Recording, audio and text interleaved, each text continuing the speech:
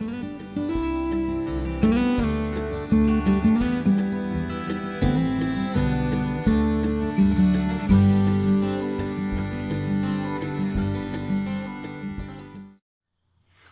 hello everyone, it's Luke from the MIgardener channel again, here with another very quick, very exciting episode for you. What we got is a super exciting little series here. It's 3 parts. They're going to be uploaded separately so you can watch them at your leisure and watch which ones apply to you.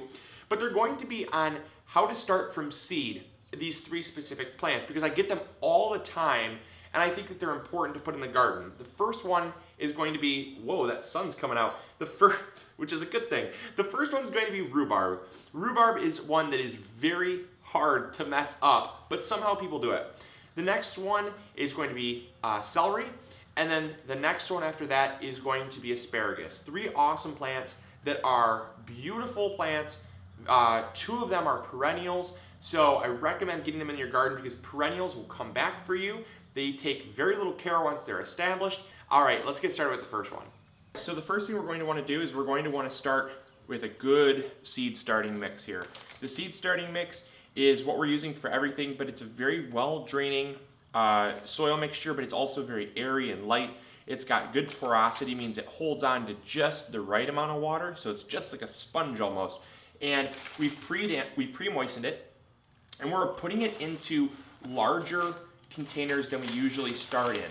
The reason why for the rhubarb you want to start in kind of a larger container is because they grow very fast and they don't like to be root bound very much because of the fact that they're a perennial. They have really fast growing roots because perennials have basically adapted their root growing to grow super fast. So once they start seed, they're going to be able to be well established by the time winter comes. So they're some of the fastest growing root systems out there in the garden. So you want to give them a little bit more space than you would normally so they're not stressed out. And also what we want to do is we want to only plant about 2 seeds per cell here because of the fact we're actually going to thin down to 1. Typically with other vegetables you can start 3, 4, 5 in there and kind of break the clump apart and separate them. You don't want to do any damaging of the roots, so we really only want to plant about 2 seeds per square here. These are 2-inch by 2-inch square pots.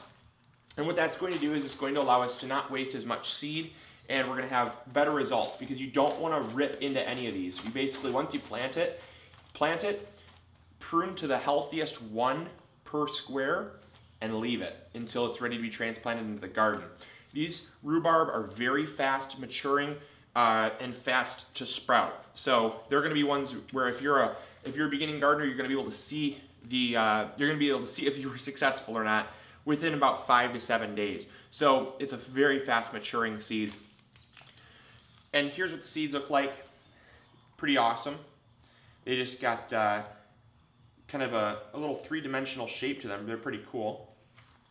But each one will give you 1 plant, so you don't have to worry about multiple seeds. There's certain plants that produce multiple seeds in each seed pod. This is just 1 pod, so they're easy to hold. And all you're going to do is you're going to, when you first start your seeds, you want to put your holes about no deeper than your first knuckle on your finger. No deeper than that. You can go a little bit shallower, but no deeper. So, and that's about, just for reference, that's about inch, half an inch or so, because they're large seeds. And general rule of thumb is about 3 times the thickness of the seed. So we're going to put 2 seeds per hole.